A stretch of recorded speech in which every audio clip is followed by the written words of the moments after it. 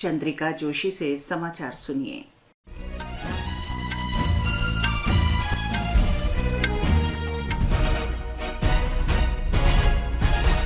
आज अंतर्राष्ट्रीय योग दिवस है। इस अवसर पर देश विदेश में अनेक समारोह आयोजित किए गए हैं। मुख्य समारोह जम्मू कश्मीर के श्रीनगर में शेर कश्मीर अंतर्राष्ट्रीय सम्मेलन केंद्र में आयोजित किया गया। प्रधानमंत्री नरेंद्र मोदी ने श्रीनगर से समारोह का नेतृत्व किया। कार्यक्रम में जम्मू कश्मीर के उपराज्यपाल मनोज सिन्हा, केंद्रीय मंत्री प्रताप राव गणपतराव जाधव और कई अन्य गणमान्य व्यक्ति शामिल हुए। प्रधानमंत्री ने योग सत्र को संबोधित करते हुए शारीरिक, मानसिक और आध्यात्मिक विकास में योग के महत्व पर बल दिया। उन्होंने कहा कि योग अपनाने वालों की संख्या विश्व में बढ़ रही है और इसकी उपयोगिता को लोग पहचान भी रहे हैं। उन्होंने कहा कि विश्व नेताओं से बातचीत के दौरान वे योग पर अक्सर चर्चा करते हैं। श्री मोदी ने कहा कि योग आज शोध का विषय बन गया है और कई शोध पत्र पहले ही प्रकाशित हो चुके हैं। राष्ट्रपति द्रौपदी मुर्मू ने वैश्विक समुदाय, विशेषकर देशवासियों को अंतर्राष्ट्रीय योग दिवस की शुभकामनाएं दी हैं। सोशल मीडिया पोस्ट में राष्ट्रपति ने कहा कि योग मानवता को भारत का अनूठा उपहार है।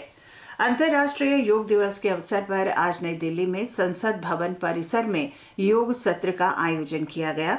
लोकसभा के पूर्व अध्यक्ष ओम बिरला इस कार्यक्रम में शामिल हुए। उन्होंने योग की वैश्विक स्वीकार्यता का उल्लेख करते हुए कहा कि योग वास्तव में आसनों और अभ्यास से कहीं आगे बढ़कर है और ये समग्र मानव स्वास्थ्य की नींव तैयार करता है।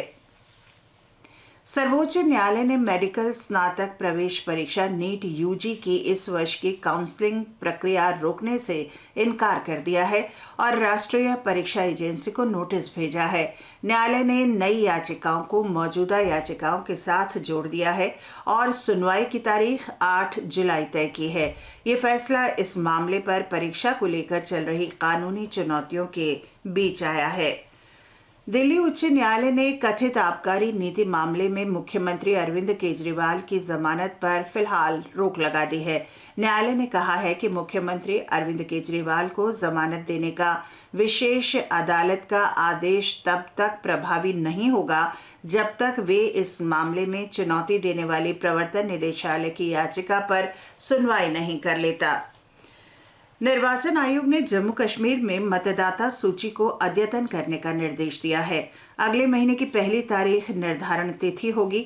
इसके साथ ही जम्मू कश्मीर विधानसभा चुनाव की तैयारियां शुरू हो जाएंगी।